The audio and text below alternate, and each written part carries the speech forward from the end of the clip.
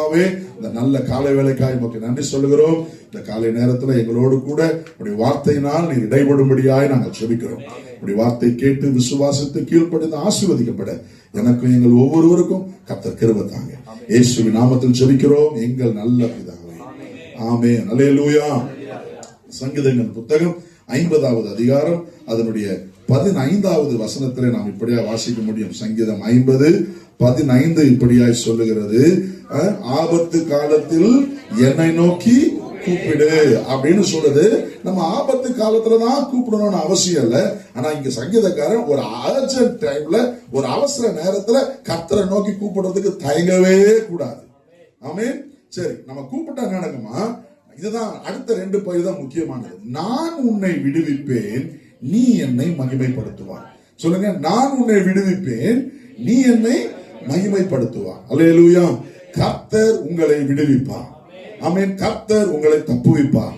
கர்த்தர் உங்களை ரட்சிப்பார். எத்தனை பேர் விசுவாசிக்கிறீங்க? அல்லேலூயா. நீங்க ஆபத்து நேரத்துல தான் இல்ல, எப்பலாம் நீங்க கூப்பிட்டாலும் அவரை நோக்கி கூப்பிட்டாலே அவர் உங்களை விடுவிக்கிற தேவனாய் இருக்கிறார். ஆமென். இயேசு விடுவிக்கிறார். அல்லேலூயா. அப்படி ஒரு ஊழியமே இருக்குது, இயேசு விடுவிக்கிறார்.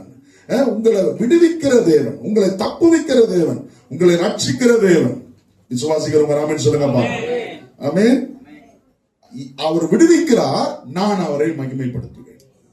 இது எப்படி இருக்குதான், நீங்க 2 ராஜாக்கள் 3ஆம் அதிகாரம் 18ஆம் வசனத்தை நீங்க வாசிச்சு பாத்தீங்கன்னா, 2 ராஜாக்கள் 3:18 நம்ம இப்படியா வாசிக்க முடியும். இது என்னதுங்க? இது கர்த்தரின் பார்வைக்கு அற்ப காரியம். பழைய ஏற்பாட்டுல 468வது பக்கம் ஓல்ட் டெஸ்ட்மென்ட்ல. இது கர்த்தரின் பார்வைக்கு எப்படியா? சத்தமா சொல்லுங்க பாப்போம். அற்ப காரியம். எது அற்ப காரியமா? உங்களை விடுவிக்கிறது, உங்களை தப்புவிக்கிறது. நாம நினைக்கிறோம் பெரிய பிரச்சனைன்னு, நாம நினைக்கிறோம் பெரிய கஷ்டம்னு. ஆண்டவர் சொல்றாரு, இது எனக்கு அற்ப காரியம். நீங்க NKJV இங்கிலீஷ் பைபிள்ல வாசிச்சு பாத்தீங்கன்னா இப்படி போட்டிருக்குது, and this is a simple matter in the sight of the Lord. Simple matter. என்ன மேட்டர்? எப்படி நம்ம தமிழ்ல விளையாட்டுக்கு சொல்லுவோம், ரொம்ப சிம்பிள் மேட்டருங்க. பைபிள்லயே அப்படிதான் போட்டிருக்குது NKJVல. this is a simple matter. சொல்லுங்க, சிம்பிள் மேட்டர். நான் எதை பெருசு நினைச்சிட்டு இருக்கணும், நான் எது ரொம்ப கஷ்டம் நினைச்சிட்டு இருக்கணும், நான் எது பயங்கரமானது நினைச்சிட்டு இருக்கணும், அதுல இருந்து என்னையும் உங்களையும் கர்த்தர் விடுவிக்கிறது ரொம்ப சிம்பிள் மேட்டர். அல்லேலூயா. பக்கத்தை பார்த்து சொல்லுங்க, ரொம்ப சிம்பிள் மேட்டர். அவர் உங்களுக்கு உதவி செய்யறது ரொம்ப சிம்பிள் மேட்டர்.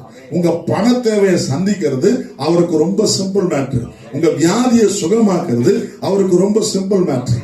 அல்லேலூயா. ஆமென். நாம தான் நினைச்சிட்டு இருக்கிறோம் இது பெரிய கஷ்டமானதுன்னு. அவருக்கு அது ரொம்ப லேசான காரியம். அல்லேலூயா. அருமையான ஒரு பாடல், பழைய பாடல் ஒன்று இது, லேசான காரியம் எதுவும் லேசான காரியம். மண்ணை பிசைந்து மனிதனை உருவாக்குவது உமக்கு லேசான காரியம். அல்லேலூயா. ஆமென். மன்னாவினால் மனிதர்களை போஷிப்பது உமக்கு அது லேசான காரியம். எது ரொம்ப லேசு. அவர் ரொம்ப பெரிய விஷயம் இல்ல. எங்கேயோ இருக்கிற காடைகளை இவர்கள் மிதம் மிஞ்சி சாப்பிடுற அளவுக்கு இவங்க பாளையத்தின் வாசல்ல, இவங்க டென்ட் வாசல்ல வந்து விழ செய்யறது அவருக்கு லேசான காரியம். இரவெல்லாம் மீன் பிடித்து ஒரு மீனும் அகப்படாத, ஒரு நெத்திலி கூட கிடைக்காத அந்த நேரத்துல இயேசு அவர்களிடத்துல வந்து சொல்லி 2 படகு அவிழத்தக்கதாய், 2 படகு மூழ்கி போகத்தக்கதாய் திரளான மீன்களை கொடுப்பது அவருக்கு லேசான காரியம். அல்லேலூயா. உங்க பிசினஸ் சக்சஸ் ஆப்பது அவருக்கு லேசான காரியம். உங்களுக்கு பிள்ளைகளுக்கு நல்ல எதிர்காலத்தை கொடுப்பது அவருக்கு லேசான காரியம். உங்க வியாபாரத்தை செழிக்க பண்ணுவது அவருக்கு லேசான காரியம். உங்க வேலையில ப்ரமோஷனை கொடுப்பது அவருக்கு லேசான காரியம். உங்க கோர்ட் கேஸ் நார்மலா முடியறது, உங்களுக்கு சாதகமா முடியறது அவருக்கு லேசான காரியம். நீங்க சமாதானமாய் வாழ்வது, நீங்க ஆசீர்வாதமா இருப்பது அவருக்கு லேசான காரியம். இது அற்ப காரியம். அல்லேலூயா. ஆமென். நாம நினைச்சிட்டு இருக்கிறோம் பெரிய பாரமான ஒன்றுன்னு, ரொம்ப கடினமான ஒன்றுன்னு. ஆனா அவர் விடுவிப்பது அவருக்கு எப்படிப்பட்ட காரியம்? ரொம்ப லேசு. அல்லேலூயா. ஏன்னா அவர் சொன்னால் எல்லாம் ஆகும். அவர் கட்டளையிட எதுவும் நிற்கும். அல்லேலூயா. ஆமென். மரித்து 4 நாள் ஆகி நாறி போன சூழ்நிலையை கூட மாற்ற அவரால முடியும். அல்லேலூயா. ஆமென். Praise the Lord. மரித்த சூழ்நிலையில இருக்கிறத கர்த்தர் உயிரடைய செய்ய வல்லவராயிருக்கிறார். அல்லேலூயா. அவர் விடுவிப்பார். ஆண்டவர் சொல்றார், நான் விடுவிப்பேன், நீ என்ன மகிமைப்படுத்துவ. ஆமென். நான் விடுவிப்பேன், நீ என்ன மகிமைப்படுத்துவ. நான் விடுவிக்கிறது எனக்கு லேசு. சிம்பிள் மேட்டர், அற்ப காரியம். ஆக்சுவலா நம்ம வாசிக்கும் போது 2 ராஜாக்கள் 3:18 இப்படிதான் போட்டிருக்கு. இது கர்த்தரின் பார்வைக்கு அற்ப காரியம். என்னவா அந்த சம்பவத்தை நீங்க வாசிச்சு பாத்தீங்கன்னா தெரியும். 3 ராஜாக்களும் அவர்கள் கூட்டமும் ஆடு மாடுகளும் திரளான சேனைகளும் வனாந்தரத்துல 7 நாள் சுத்தி திரிறாங்க. அவங்களுக்கு என்ன கிடைக்கல? தண்ணி கிடைக்கல. ஒரு தண்ணி 7 நாள் சுத்தி திரிறாங்க. அந்த நேரத்துல ஒரு தீர்க்கதரிசி அந்த தீர்க்கதரிசி சொல்றாரு. 17ஆம் வசனம் பாருங்க. நீங்கள் இல்லனா 16 வாசிச்சோமா? அவன் கர்த்தர் உரைக்கிறது என்னவென்றால், இந்த பள்ளத்தாக்கிலே எங்கும் வாய்க்கால்களை அவன் சொல்றான். தீர்க்கதரிசி என்ன சொல்றாரு? இந்த பள்ளத்தாக்கை எங்க என்ன பண்ணு? வாய்க்கால்களை வெட்டுங்க. தண்ணியே இல்ல, எதுக்கு நாங்க கேனல்ஸ் வெட்டணும், எதுக்கு வாய்க்கால வெட்டணும் அப்படின்னு நீங்க நினைக்கலாம். அப்படிதான் அவங்க நினைச்சிருப்பாங்க. நாங்க 7 நாளா சுத்திட்டோம், தண்ணி இல்ல, ஆனா என்னத்தை வெட்ட சொல்றீங்க? ட்ரென்ச்ச வெட்ட சொல்றீங்க. தண்ணி ஓடுற மாதிரி எல்லாருக்கும் கிடைக்கிற மாதிரி வாய்க்கால்களை வெட்ட சொல்றீங்களே, எதுக்கு? பிரயோஜனம் இல்லையே அப்படின்னு நீங்க நினைக்கலாம். அடுத்த வசனம் சொல்றாரு, நீங்கள் சேர்ந்து வாசிக்க பார்ப்போம். நீங்கள் காற்றையும் காண மாட்டீர்கள், மழையையும் காண மாட்டீர்கள். என்ன ஆகும்? ஆனாலும் நீங்களும் உங்கள் ஆடு மாடுகளும் உங்கள் மிருக ஜீவன்களும் குடிக்கும் படிக்கும் இந்த பள்ளத்தாக்கு தண்ணீரால் நிரப்பப்படும் என்று கர்த்தர் சொல்லுகிறார். 7 நாள் சுற்றி திரிஞ்சு ஒரு சொட்டு தண்ணி கிடைக்கல நீ நினைக்கலாம். ஆனா நீ காற்ற பார்க்க மாட்ட, நீ மழைய பார்க்க மாட்ட, தண்ணி வருவதற்கான அறிகுறியே இல்லாமல் இருக்கலாம். ஆனாலும் நீ வெற்ற பள்ளத்தாக்கு நிரம்பும், நீ செடுக்கிற முயற்சிகள் நிரம்பும், நீ செய்யற காரியங்கள் எல்லாம் வாய்க்கும். அதற்கான சாயல் எதுவும் தெரியாம இருக்கலாம், அதற்கான அனுகூலமான கதவுகள் திறந்த மாதிரி இல்லாம இருக்கலாம், காத்தடிக்கிற மாதிரி இருக்குது, மழை வரா மாதிரி இருக்குது, மேகமூட்டமா இருக்குது, அப்படி ஒன்னும் தெரியாம இருக்கலாம். ஆனாலும் நீ வாய்க்கால்களை வெட்டு, அது திடீரென்று நிரம்புவதை பார்ப்பாய், அது அற்புதமாய் நிரம்புவதை பார்ப்பாய். அப்படி சொல்லிட்டு சொல்றாரு, இது கர்த்தரின் பார்வைக்கு அற்பமான காரியம். அல்லேலூயா. ஆமென். கர்த்தர் இந்த மாதம் உங்களை விடுவிக்கிறது அவருக்கு அற்பமான காரியம். உங்க கடன்கள் இருந்து உங்களை விடுதலையாக்குவது, உங்கள் தேவைகள் இருந்து உங்களை விடுதலையாக்குவது, உங்கள் வியாதிகள் இருந்து உங்களை விடுதலையாக்குவது, நீங்கள் சந்திக்கிற போராட்டங்களில் இருந்து உங்களை விடுதலையாக்குவது அவருக்கு அற்பமான காரியம். அவர் உன்னை விடுவிப்பார், நீ அவரை மகிமைப்படுத்த வேண்டும். அல்லேலூயா. இந்த காலை வேளையில நீங்க சொல்லுங்க, ஆண்டவரை பார்த்து, ஆண்டவரே நான் உங்களை மகிமைப்படுத்துவேன், நான் உங்களை மகிமைப்படுத்துவேன், நான் உங்களை மகிமைப்படுத்துவேன் சொல்லுங்க. அவர் விடுவிக்கிறதை நீங்க பாப்பீங்க. அல்லேலூயா. அவர் விடுவிக்கிறது நோக்கமே அதுதான். நான் உன்னை விடுவிப்பேன், நீ என்ன மகிமைப்படுத்து. அல்லேலூயா. ஆமென். தேவன் ஏன் விடுதலையாக்குகிறார், ஏன் உங்களை விடுவிக்க விரும்புகிறார் என்பதை நான் ஒரு சில காரியத்தை கொஞ்சம் வேகமா நான் சொல்றேன். லூக்கா 1ஆம் அதிகாரம் 71ஆம் வசனத்தை நீங்கள் வாசிப்பீர்கள். ஆனால் புதிய ஏற்பாட்டில் லூக்கா 1ஆம் அதிகாரம் 71வது வசனம். லூக் 1:71, 76வது பக்கம் புதிய ஏற்பாட்டில் வாசிங்க. உங்கள் சத்துருக்களின் கைகளில் நின்று நீங்கள் விடுதலை ஆக்கப்பட்டு உயிரோடு இருக்கும் நாளெல்லாம் பயமில்லாமல் எனக்கு முன்பாக பரிசுத்தத்தோடும் நீதியோடும் எனக்கு ஊழியம் செய்ய கட்டளையிடுவேன் என்று. அல்லேலூயா. ஆமென். எதற்கு கர்த்தர் விடுதலையாக்குகிறார்? நீ உயிரோடு இருக்கும் நாளெல்லாம் பயமில்லாமல் இருக்கத்தக்கதாக. ஆமென். எத்தனை பேர் விசுவாசிக்கிறீங்க? ஆமென். இன்னைக்கு நிறைய நேரம் நிறைய பேருக்கு பல காரியங்களை குறித்ததான ஒரு பயம். என் எதிர்காலம் என்னவா முடியும், நான் இந்த படிப்பு படிக்கிறேன், படிச்சு முடிச்சா எனக்கு வேலை கிடைக்குமா அப்படின்ற ஒரு பயம், ஒரு நல்ல இடத்துல கல்யாணம் நடக்குமா அப்படின்ற ஒரு பயம், கல்யாணம் கட்டினா குழந்தை பிறக்குமா அப்படின்ற ஒரு பயம், வேலை சேர்ந்தா அந்த வேலையில ப்ரொமோஷன் கிடைக்குமா, இந்த வேலை எனக்கு நிரந்தரமா நிக்குமா அப்படின்ற ஒரு பயம். எந்த சூழ்நிலை எடுத்தாலும் எந்த காரியத்தை எடுத்தாலும் எல்லாத்துக்கும் இப்ப என்ன இருக்கு, பயத்துல இருக்குது.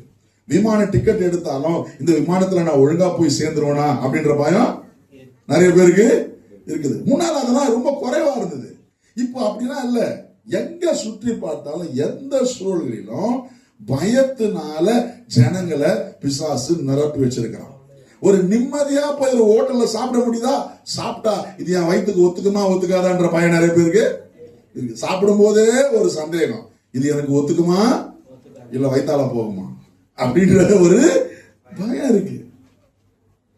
எல்லா சிச்சுவேஷன்லயும் பயம். இந்த வேலை எனக்கு நீடிக்குமா, நிலைச்சு நிக்குமா, இந்த மாசம் சம்பளம் வாங்குறேன், இந்த மாதம் எல்லாம் இந்த சம்பளம் எனக்கு போதுமா இருக்குமா அப்படின்னு நம்பிக்கை இல்லை. பலவித பயங்கள், பலவித சூழல்கள், வியாதியின் சூழல்கள், தேவைகளின் சூழல்கள், பயத்தினால இந்த உலகத்தை சற்று நிரப்பி வச்சிருக்கிறான். ஆனா ஆண்டவர் சொல்றாரு, நான் நீ பயம் இல்லாமல் ஜீவிப்பதற்கு நான் உன்னை விடுவிப்பேன். அல்லேலூயா.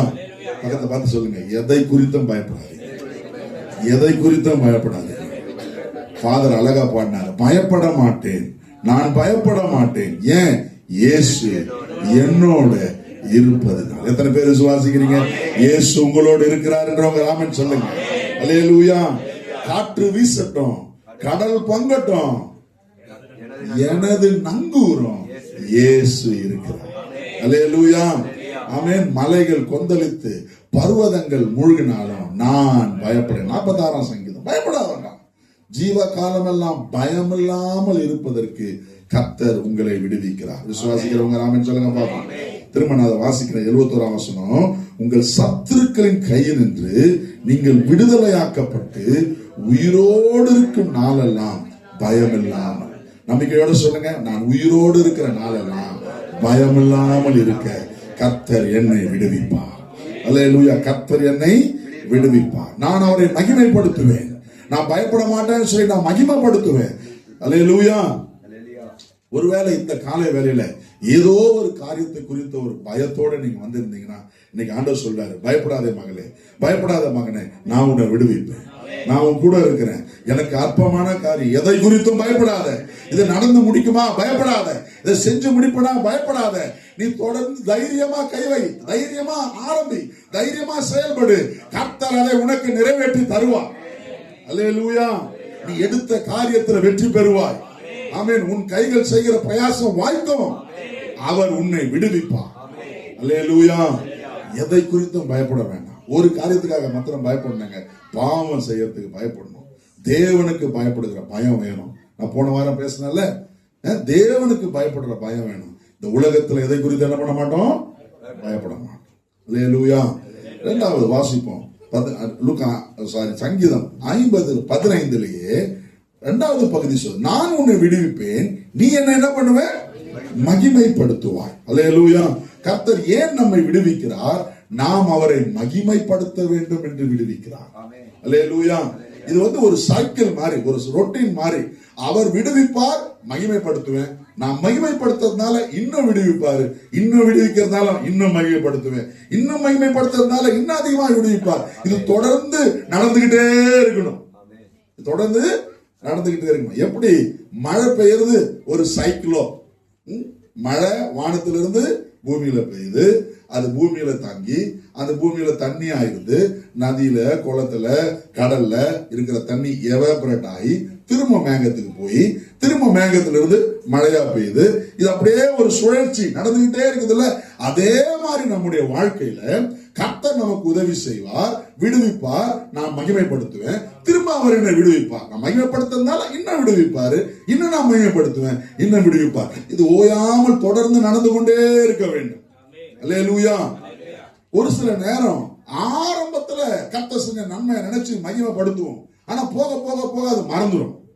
அப்படி இல்ல, ஒவ்வொரு நாளும் எல்லா சூழலிலும் கர்த்தரை மகிமைப்படுத்த பழக வேண்டும்.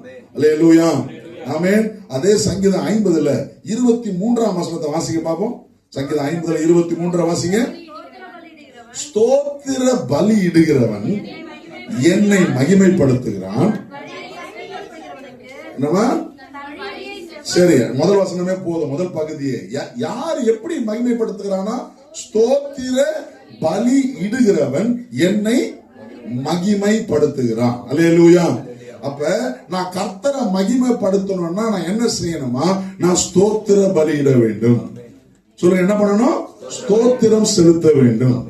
இதுக்குதான் ஆரம்பத்துல நமக்கு உதவி செய்யறதுக்கு ஒரு புக்லெட்லாம் இருக்குது. 1000 ஸ்தோத்திர பலிகள். ஒரு காலகட்டத்துல உங்களுக்கும் நாமெல்லாம் கூட சேர்ந்து என்ன பண்ணோம்? 1000 ஸ்தோத்திர பலி வாசிச்சோமா? வாசிக்கலையா? வாசிச்சோம். ஆனா அதே வாழ்க்கையா இருக்கக்கூடாது. அதை மனப்பாடமா சொல்ல பழகலாம். இல்ல அவ்வப்பொழுது நம்முடைய சிந்தையில கொண்டு வந்து சொல்லணும். ஆனா சொன்னா புக்கை பார்த்து ஸ்தோத்திர பலி சொல்லுவேன், இல்லைன்னா ஸ்தோத்திர பலியே சொல்ல மாட்டேன் அப்படின்னு இருக்கவே கூடாது.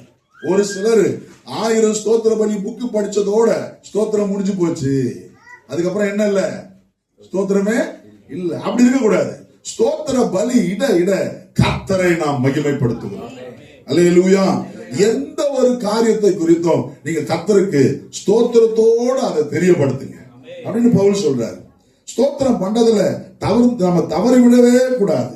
ஒரு நாளைக்கு குறைஞ்சது உங்க வாயிலிருந்து ஒரு 1000 ஸ்தோத்திரமாச்சு ஆண்டவர் சமூகத்துல போயிருக்கும். எத்தனை பேர் ஆமென் சொல்றீங்க? அல்லேலூயா சொல்லுங்க. பொதுவா மனிதர்களுடைய பேசுற பேச்சு எவ்வளவு, நீங்க கூகுள் பண்ணி பாருங்க, எனக்கு சரியா தெரியல.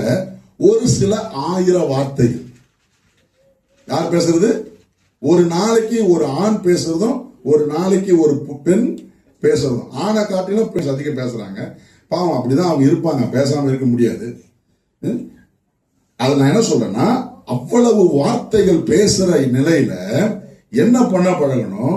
குறைஞ்சது ஒரு 1000 ஸ்தோத்திரமாச்சு என் வாயிலிருந்து வந்துடணும் அப்படின்னு ஒரு தீர்மானம் பண்ணுங்க.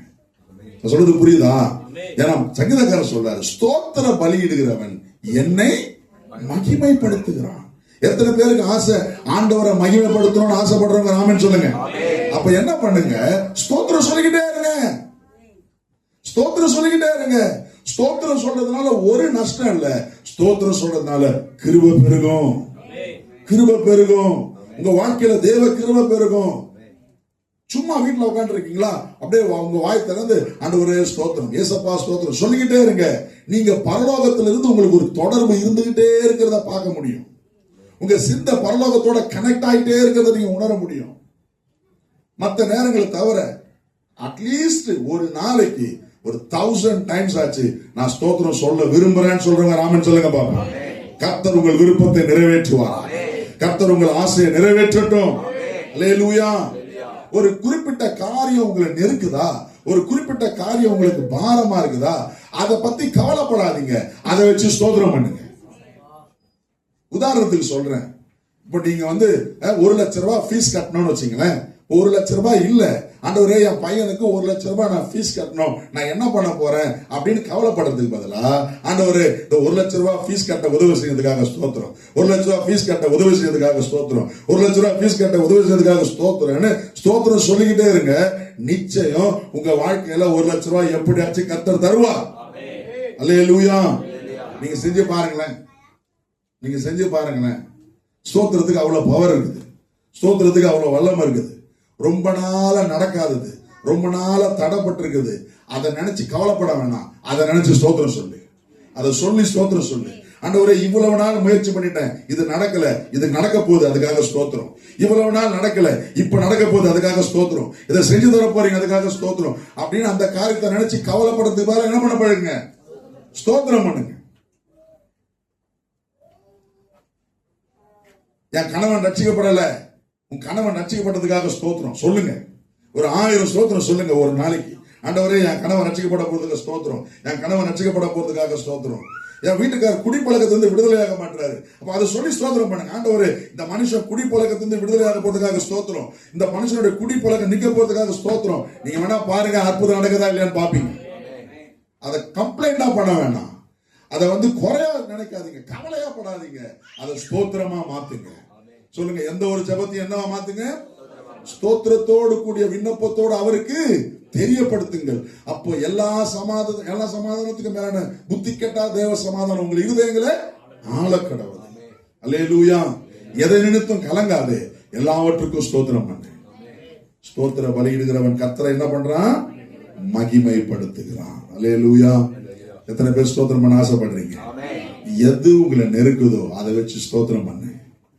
பிசாசு கவலையை கொடுத்து உங்களை அழிக்க பார்ப்பான், அதையே ஸ்தோத்திரமா மாத்தி பிசாசு மேற்கொள்ள கர்த்தர் உங்களுக்கு உதவி செய்வார். அல்லேலூயா. ஏன்னா ஸ்தோத்திர பலியிடுகிறவன் அவரை சொல்லுங்க, அவரை அவர் மகிமைப்பட்டுட்டாருன்னா அற்புதம் நடக்காது, அவன் நடக்காம இருக்கவே இருக்காது. அவரை மகிமைப்படுத்த அற்புதத்தை பார்த்துக்கிட்டே இருப்போம். அல்லேலூயா. நீங்கள் ஸ்தோத்திரம் பண்ணுவதனால பல நாள் தடைகள் மாறுவதை பார்ப்பீர்கள், பல நாள் பிரச்சனைகள் தீர்வதை நீங்கள் பார்ப்பீர்கள். ஆமென். Praise the Lord. வாசிப்போமா? தானியேல் 4ஆம் அதிகாரம் 37வது வசனம். தானியேல் தீர்க்கதரிசன புத்தகம் 4ஆம் அதிகாரம் அதனுடைய 37வது வசனம்.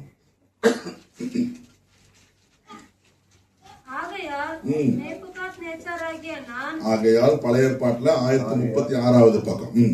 ஆகையால் நேபுகாத்நேச்சாராகிய நான் பரலோகத்தின் ராஜாவை புகழ்ந்து உயர்த்தி, இங்க பாருங்க, மகிமைப்படுத்துறாரு. யாரு? நேபுகாத்நேச்சார். யார் இவன்? புறஜாதி ராஜா. இவன் சொல்றான், நான் பரலோகத்தின் தேவனை என்ன பண்றானா? புகழ்ந்து உயர்த்தி.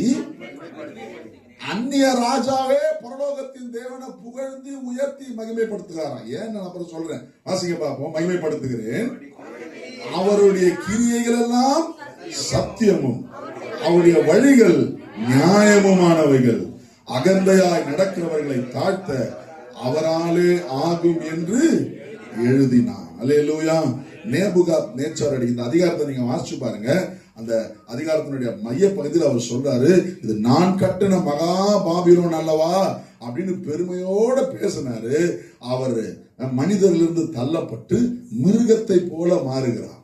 ஆனா அந்த நேரத்துல அவர் திரும்பவும் தன்னை தாழ்த்தி கர்த்தரை நோக்கி பார்க்கும் பொழுது தேவன் அவரை திரும்பவும் மனிதனாக மாற்றுகிறத நீங்க பார்க்க முடியும். வாசிக்க பார்ப்போம். 35வது 34லேயே கடைசி பகுதி வாசிச்சீங்கன்னா, அவருடைய கர்த்தத்துவமே நித்திய கர்த்தத்துவம், அவருடைய ராஜ்யமே தலைமுறையாக நிற்கும். நீங்க அந்த 34 ஆரம்பத்துல வாசிச்சு பாத்தீங்கன்னா, அந்த நாட்கள் சென்ற பின்பு நேபுகாத்நேச்சாராகிய நான் என் கண்களை வானத்துக்கு ஏறெடுத்தேன், என் புத்தி எனக்கு திரும்ப வந்தது. அப்பொழுது நான் உன்னதமானவரை ஸ்தோத்தரித்து என்றென்றைக்கும் ஜீவித்திருக்கிறவரை புகழ்ந்து என்ன பண்ண? மகிமைப்படுத்தினேன். அப்ப இந்த ராஜா தன்னுடைய நிலையிலிருந்து திரும்பவும் மீட்கப்பட்ட பிறகு உடனே ஆண்டவர் என்ன பண்ண ஆரம்பிச்சான்? மகிமைப்படுத்த ஆரம்பிச்சான். கர்த்தர் விடுதலையாக்கிட்டாரு, மகிமைப்படுத்துறேன். புறஜாதி ராஜா, தேவனை அறியாத ராஜா, ஆனா he started to magnify God. அவர் சொல்றாரு பாருங்க 35ல, பூமியின் குடிகள் எல்லாம் ஒன்றுமில்லை என்று எண்ணப்படுகிறார்கள், அவர் தமது சித்தத்தின்படியே வானத்தின் சேனையும் பூமியின் குடிகளையும் நடத்துகிறார். அவருடைய கையை தடுத்து அவரை நோக்கி என்ன செய்கிறீர் என்று சொல்லத்தக்கவன் ஒருவனும். யோசிச்சு பாருங்க, யார் அவரை தடுத்து நிறுத்த முடியும்? என்ன செய்றீங்கன்னு யாரு கேட்க முடியும்? அவரே எல்லாவற்றையும் செய்கிறார், அவரே எதையும் செய்ய வல்லவர். அதனால நான் அவரை மகிமைப்படுத்துகிறேன். அல்லேலூயா. ஆமென். அப்ப தேவ ஜனங்கள் நாம் ஸ்தோத்திர பலி செலுத்தி கர்த்தரை மகிமைப்படுத்த வேண்டும். ஏன் உங்களையும் என்னையும் கர்த்தர் விடுவிக்கிறார்னா, நாம அவரை மகிமைப்படுத்த வேண்டும் என்று அவர் விடுவிக்கிறார். அல்லேலூயா. நான் அவனை விடுவிப்பேன், அவன் என்னை, சத்தமா சொல்லுங்க, எப்படி மகிமைப்படுத்த முடியும்? ஸ்தோத்திர பலி செலுத்தி மகிமைப்படுத்த முடியும். சொல்லுங்க, என்ன எப்படி மகிமைப்படுத்த முடியும்? இன்னொரு வசனத்தை வாசிக்கிறீங்களேன். சங்கீதம் 69:30 வாசிங்க. சங்கீதம் 69:30. Psalm 69:30. தேவனுடைய நாமத்தை பாட்டினால் துதித்து பாருங்க, எப்படி மகிமைப்படுத்த முடியுமா? பாடி ஸ்தோத்தரித்து மகிமைப்படுத்த. அதனாலதான் சபையில வச்சு பாட்டு பாட சொல்றோம். அதனாலதான் உங்க வீடுகள்ல நீங்க என்ன பண்ணணும்னு சொல்றோம். ஆமா, நாம எல்லாம் பாடகர்ன்றதுக்காக இல்ல, இங்க பாட்டு நடத்துறவங்க எல்லாம் பெரிய பாடகர்ன்றதுக்காக இல்ல, ஆராதனை வீரர்கள் பாடகர்ன்றதுக்கு, எங்களுக்கும் பாட தெரியும்ன்றதுக்காக இல்ல. புரியுதுங்களா? நாம தேவனை பாடும் பொழுது நாம் அவரை மகிமைப்படுத்துகிறோம். ஸ்தோத்திரமும் பாடலும் கர்த்தரை மகிமைப்படுத்துகிறது. எத்தனை பேருக்கு பாடுற அனுபவம் இருக்குது? எத்தனை பேர் வீடுகள்ல கர்த்தரை பாடுறீங்க? ஒரு ஆமென் சொல்லுங்க பாப்போம். அல்லேலூயா. உங்களுக்குள்ள அந்த தொடர்ந்து கர்த்தரை பாடுகிற ஒரு அனுபவம் வேண்டும். கர்த்தருக்கு ஸ்தோத்திரம் சொல்ற ஒரு அனுபவம் வேணும். இது கர்த்தரை மகிமைப்படுத்துவதற்கு அடையாளம். நீங்க வண்டி ஓட்டிட்டு இருக்கிறீங்க, பாடிக்கிட்டே போங்க. யாரும் எல்லாம் உங்க வீட்டுல தனியா நீங்க சமைச்சுக்கிட்டு இருக்கிறீங்க, பாடிக்கிட்டே சமைங்க. எந்த நேரத்திலையும் பாடுங்க, ஸ்தோத்திரம் பண்ணுங்க. நீங்க கர்த்தரை மகிமைப்படுத்துகிறீர்கள். ஒரு சிலவங்களுக்கு என்னானாலும் பாட்டுக்கு வாயே திறக்க முடியாது. அப்படிலாம் இருந்தா நீங்க மகிமைப்படுத்தலன்னு அர்த்தம். மாத்திருங்க. நிறைய பேருக்கு நினைப்பேன், நான் பாடனா நல்லா தான் பாடுவேன், இல்லைன்னா பாடவே மாட்டேன். என்னைக்கு நல்லா பாடுறது? நான் என்னைக்கு நான் நல்லா பாடுறது? நாம பாடுறது அவருக்கு பிடிக்கும். நாம பாடுற பாட்டு மற்றவங்களுக்கான பாடுகளா இருக்கும், அவருக்கு மகிமையா இருக்கும். அல்லேலூயா.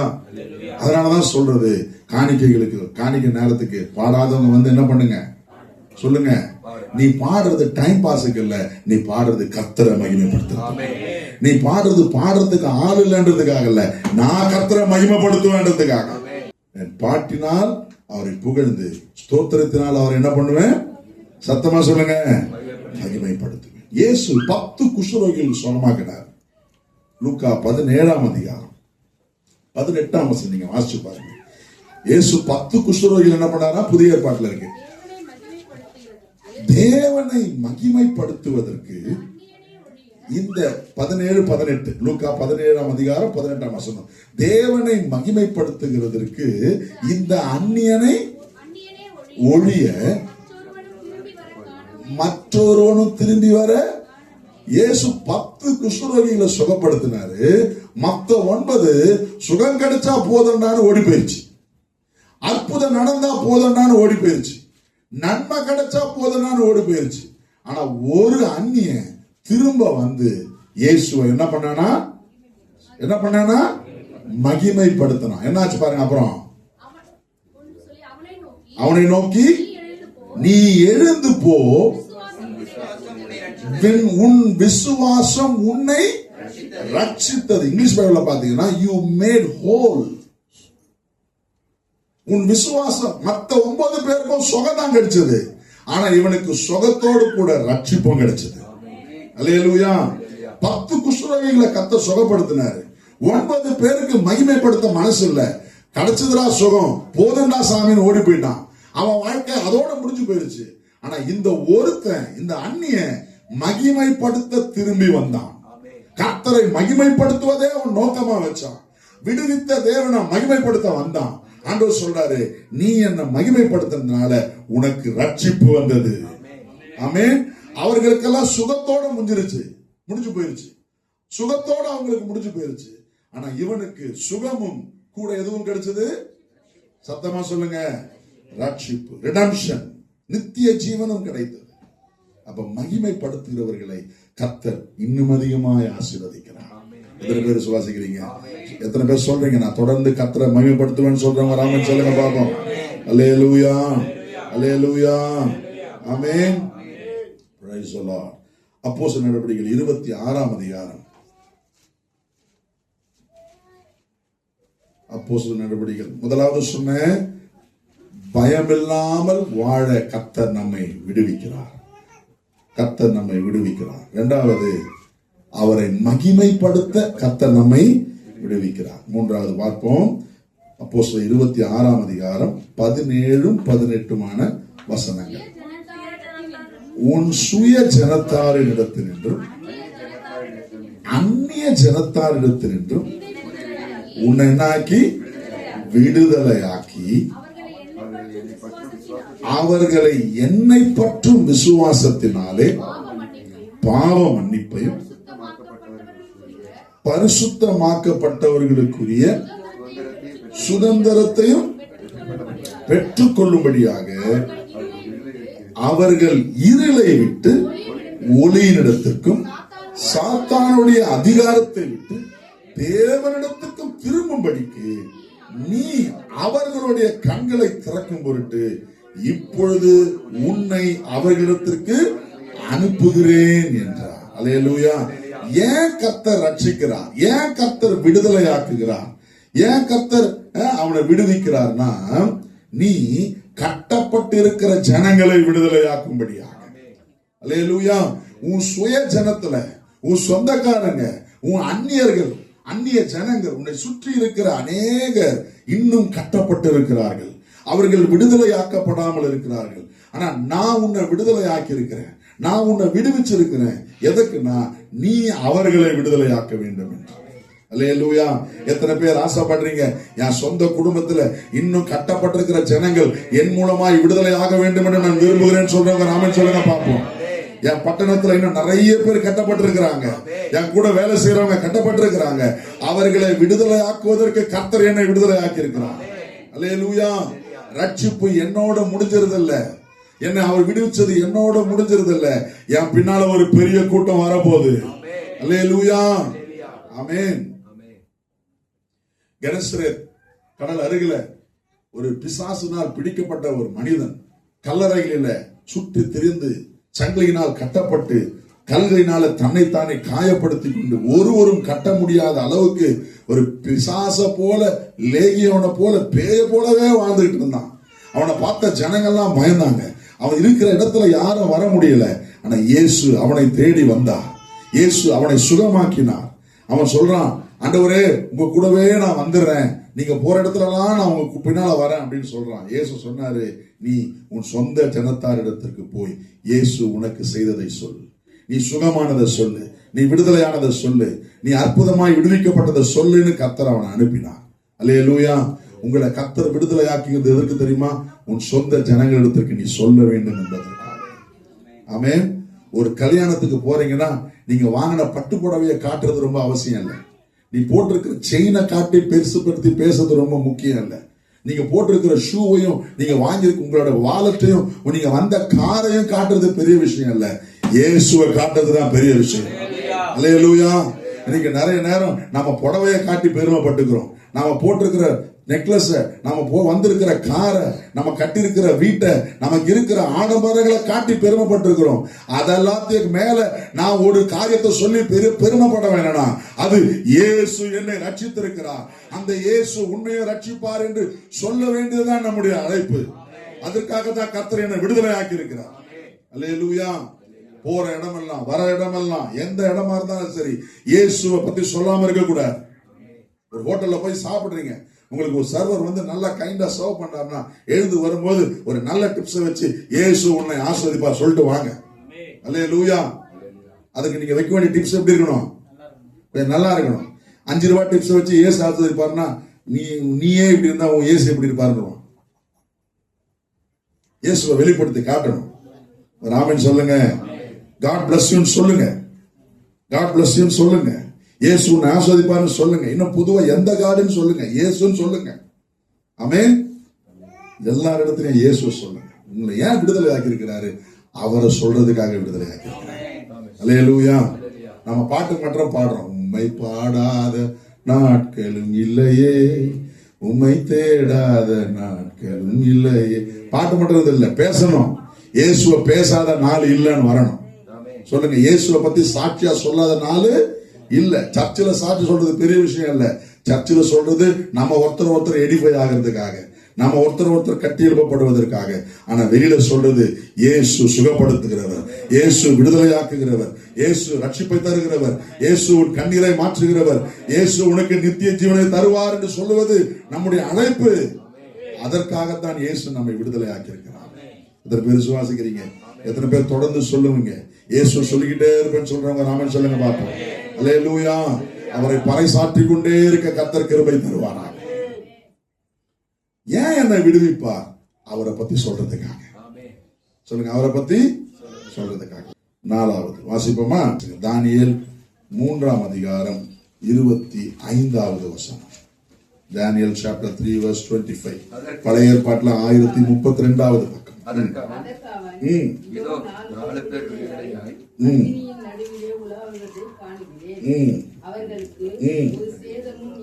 அதற்கு அவன் இதோ 4 பேர் விடுதலையாய் அக்கினியின் நடுவிலே உலாவுகிறதை காண்கிறேன், அவர்களுக்கு ஒரு சேதமும் இல்லை, 4ஆம் ஆளின் சாயல் தேவபுத்திரனுக்கு ஒப்பா இருக்கிறது என்றான். அடுத்த வசனம், அப்பொழுது நேபுகாத்நேச்சார் எரிகிற அக்கினி சூளையின் வாசலண்டைக்கு வந்து, உன்னதமான தேவனுடைய தாசராகிய சாத்ராக் மேஷாக் ஆபேத்நேகோ என்பவர்களே, நீங்கள் வெளியே வாருங்கள் என்றான்.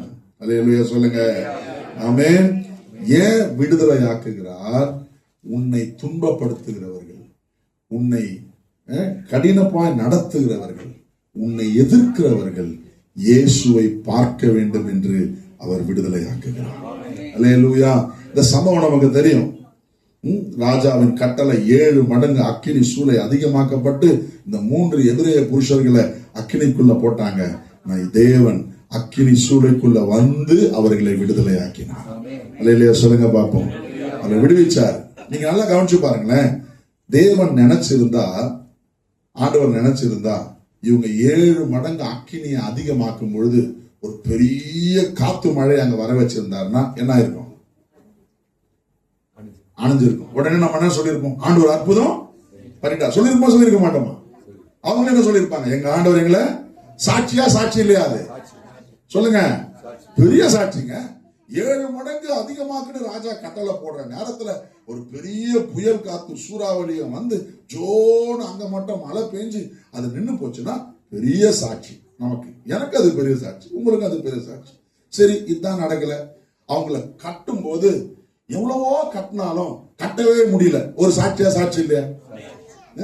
கட்டி தூக்கி போடுறாங்க, போடும்போது அவங்கள போடவே முடியல. அது ஒரு சாட்சியா, சாட்சி இல்லையா? ஆனா இதெல்லாம் ஆண்டவர் ஒண்ணுமே செய்யல.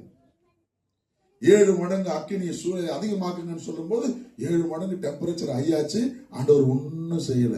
எப்படி இருக்குதுன்னா, இவர் ஜபத்தையே கேட்கல போடுறது. என் வைராக்கியமா, நாங்க எவ்வளவு வைராக்கியமா நிக்கிறோம், ஆனா அவரு எங்களுக்காக வைராக்கியமே காட்டலையே. எங்க ஆண்டவர் எங்களை தப்பிப்பார் நாங்க சொன்னோம், அவரை பார்த்தா தப்பு வைக்கிற மாதிரியே தெரியலையே. அப்படிதானே இருக்கும். இப்போ எல்லாரும் சொல்றாங்க நிச்சயமா இவங்க அழிஞ்சானுங்க. சுத்தி இருக்கிறவங்களா சொல்றாங்க இந்த 3 பேர் சாம்பலா போறது உறுதி. ஏற்கனவே நெருப்பு அதிகம், இப்ப 7 மடங்கு கூட நிச்சயம் பஸ்மமா போயிடுவாங்க. இவனை போட்டவனே செத்து போயிட்டான்னா இவன் சாவது உறுதி அப்படின்னு எல்லாம் நினைச்சிட்டு இருக்கான். ஆண்டவர் ஒன்னும் செய்யாத மாதிரிதான் இருக்குது. பக்கத்தை பார்த்து சொல்லுங்க, ஒரு சில நேரம் கர்த்தர் ஒண்ணுமே செய்யாத மாதிரிதான் இருக்கு, ஆனா அவர் செஞ்சிட்டு தான் இருக்கிறார். அல்லேலூயா. ஆமென். நமக்கு புரியல, நமக்கு புலப்படல, நமக்கு சாட்சியா தெரியல. அவர் கைவிட்ட மாதிரி தான் இருக்குது. அவங்க நினைச்சதெல்லாம் நடக்குது. அவங்க எதெல்லாம் சொல்றாங்களோ அதெல்லாம் நடந்து வருது. கட்டுன்றான், கட்டுறாங்க. 7 மடங்கு அதிகமாக்குன்றான், அதிகமாகுது. தூக்கி போடுன்றாங்க, தூக்கி போடுறாங்க. ஒன்னும் நடக்காத மாதிரி தெரியுது. ஆனா எந்த நேரத்துல கர்த்தர் தப்பு வைக்க வேண்டுமோ அங்கு அக்கினிக்கு உள்ளே வந்து கர்த்தர் தப்பு வைத்தார். ஏன் தெரியுமா? அக்கினிக்கு வெளியில தப்பு வச்சா அது ஒரு பெரிய சாட்சியே இல்லை.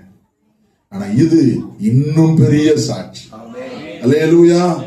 எந்த அளவுக்கு பெரிய சாட்சினா, தூரமா இருந்த ராஜா அக்கினி சூளைக்கு முன்னால வந்து நின்னுட்டான். பண்ணேனா நினைக்கலையா? ராஜாவின் கண் மத்தவன் பார்த்தானோ பார்க்கலையோ, யார் இவனை அக்கினிக்குள்ள போட்டானோ அவன் பார்க்கிறான். 4வது நபர் தேவகுமாரனுடைய சாயலை போல தெரியுது. நான் 3 பேரெல்லாம் போட சொன்னேன், இங்க 4 பேர்ல சுத்துறாங்க. யார் பார்த்தது? சொல்லுங்க, யாரு பார்த்தது?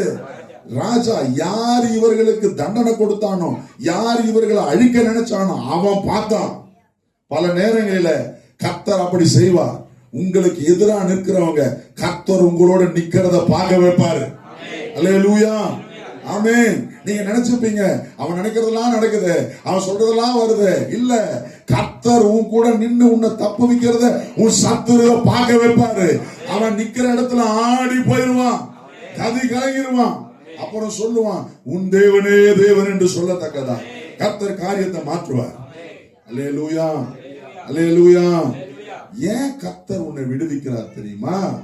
உன் சத்துரு அதை கண்டு தேவனை மகிமைப்படுத்தும்படி. அல்லேலூயா. எத்தனை பேர் நம்புறீங்க?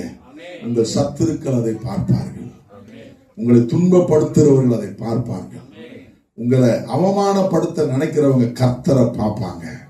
எத்தனை பேர் விசுவாசிக்கிறீங்க? அவங்க பார்த்து கர்த்தரை தேடுற நேரம் வருகிறது, கர்த்தரை தேடுகிற காலம் வருகிறது. அதற்காக கர்த்தர் உங்களை விடுதலையாக்குவார். ஆமென். உங்களை விடுதலையாக்குறத உன் சத்துருக்கள் கண் காணும், உன்னை துன்பப்படுத்துறவர்கள் பார்ப்பார்கள், கர்த்தரை மகிமைப்படுத்துவார்கள். இதே தானியேல் 3ஆம் அதிகாரத்துல 30ஆம் வசனத்துல பாத்தீங்கன்னா என்ன பாருங்க.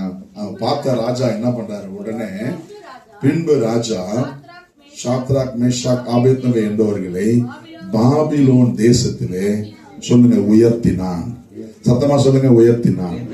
அல்லேலூயா. தேவன் உங்களை விடுதலையாக்குவது எதற்கு தெரியுமா? உங்களை உயர்த்துவதற்காக. அல்லேலூயா. இவர்களை அக்கினியிலிருந்து விடுதலையாக்கி உயர்த்தி வைத்தார். எந்த இடத்துல சாதாரணமார்களா இருந்தாங்களோ அதே இடத்துல பிரதானிகளாய் மாறி போனார்கள், அதே இடத்துல உயர்ந்தவர்களாய் மாறி போனார்கள். அல்லேலூயா. உங்களை விடுதலையாக்கி உயர்த்துவது நிச்சயம். ஆமென். இருக்கிற நிலையிலேயே நீங்க நிக்க போறதில்லை. விசுவாசிக்கிறீங்க? ஒரு ஆமென் சொல்லுங்க. அல்லேலூயா. 5 காரியங்களை நான் சொன்னேன். முதல் காரியம், கர்த்தர் ஏன் உங்களை விடுதலையாக்குறார்? நான் உன்னை விடுதலையாக்குவேன், நீ என்னை மகிமைப்படுத்துவாய். ஏன் முதல் விடுதலையாக்குறாரா? வாழ்நாளெல்லாம் நீ பயமில்லாமல் வாழும்படியாக. இரண்டாவது, கர்த்தர் ஏன் உங்களை விடுதலையாக்குறார்? அவரை மகிமைப்படுத்த வேண்டும் என்பதற்காக. மூன்றாவது, கர்த்தர் ஏன் உங்களை விடுதலையாக்குகிறார்? நீங்கள் மற்றவர்களுக்கு இயேசுவை சொல்லணும்ன்றதுக்காக. நாலாவது, கர்த்தர் ஏன் உங்களை விடுதலையாக்குறாரு?